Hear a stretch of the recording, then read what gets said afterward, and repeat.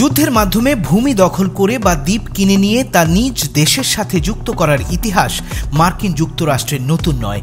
19 শতকে ফ্রান্স থেকে $1.5 কোটি লুইজিয়ানা, রাশিয়া থেকে $72 লাখ আলাস্কা, আর 1917 সালে ড্যানিশ অংশের ভার্জিন দ্বীপপুঞ্জ $2.5 কোটি কিনে নিয়েছিল মার্কিন যুক্তরাষ্ট্র।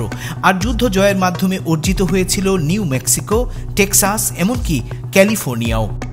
1867 সালে যখন প্রেসিডেন্ট অ্যান্ড্রু জনসন আলাস্কা কিনেছিলেন, তখন তিনি ডেনমার্কের অধীনে থাকা গ্রিনল্যান্ড কেনার কথাও বিবেচনা করেছিলেন।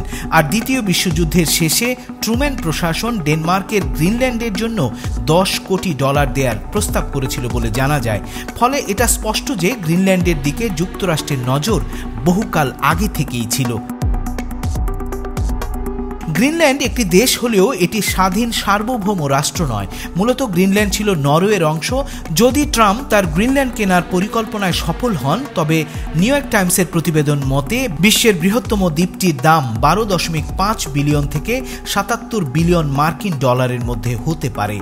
এখন প্রশ্ন আসতে পারে, এই মুহূর্তে ঠিক কী কারণে এটি দখলে বা কিনে নিতে চান মার্কিন প্রেসিডেন্ট ডোনাল্ড ট্রাম্প?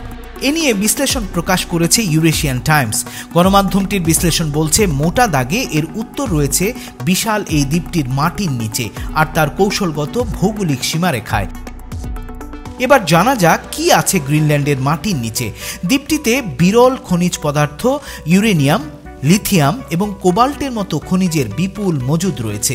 বিরল এই খনিজ পদার্থগুলো, যা স্মার্টফোন থেকে বৈদ্যুতিক যানবাহন তৈরির জন্য অত্যন্ত গুরুত্বপূর্ণ, বর্তমানে যা সবচেয়ে বেশি সরবরাহ করছে চীন। এসব খনিজ সম্পদ নিয়ে চীনের উপর নির্ভরশীলতা কমাতে চায় যুক্তরাষ্ট্র।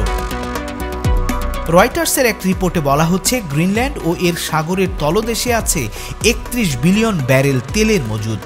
গ্রিনল্যান্ডের উপকূলীয় অঞ্চলগুলো তেল ও গ্যাসের অনুসন্ধানের জন্য ক্রমশ আরও সহজ হয়ে উঠছে। পরিবেশগত উদ্বেগ থাকা সত্ত্বেও এটি জ্বালানির প্রয়োজন মেটাতে ইচ্ছুক দেশগুলোর জন্য লাভজনক সুযোগ এনে দিচ্ছে। ফলে বিশ্বের পরাশক্তিগুলোর নজর এখন গ্রিনল্যান্ডের দিকে। দ্বিতীয় বিশ্বযুদ্ধের পর 1951 সালে গ্রিনল্যান্ডে সামরিক ঘাঁটি তৈরি করে যুক্তরাষ্ট্র। কিন্তু প্রশ্ন হলো, খনিজ সম্পদের বাইরে মার্কিন যুক্তরাষ্ট্রের জন্য গ্রিনল্যান্ডের কৌশলগত গুরুত্ব কতখানি? আন্তর্জাতিক বিশ্লেষকদের মতে, গ্রিনল্যান্ড আমেরিকার আর্কটিক অঞ্চলের অংশ, আলাস্কার নিরাপত্তার জন্য গুরুত্বপূর্ণ। আলাস্কা যুক্তরাষ্ট্রের বৃহত্তম রাজ্য, রাশিয়ার সাথে বেরিং প্রণালী এবং সাগর দিয়ে এটি সীমানা ভাগ করে নিয়েছে। এর ফলে রাশিয়ার ফার ইস্টে অবস্থিত কৌশলগত বাহিনীর নিকটবর্তিতা যুক্তরাষ্ট্রের জন্য নিরাপত্তার চ্যালেঞ্জ হয়ে দাঁড়িয়েছে। তাছাড়া বেরিং প্রণালী ও সাগরে বরফ গলতে থাকায় সেখানে রাশিয়ার জাহাজ চলাচলও বাড়িয়ে দিয়েছে। ট্রানজিট রুট হিসেবে ব্যবহারও বেড়েছে এই এলাকাটিতে। You look outside, you have China ships all over the place. You have Russian ships all over the place. We're not letting that happen. এছাড়া হাজার মাইল দূরে থাকলেও 2018 সালে চীন তাদের প্রথম আর্কটিক নীতিপত্রে নিজেকে নিকট আর্কটিক রাষ্ট্র হিসেবে ঘোষণা করেছে।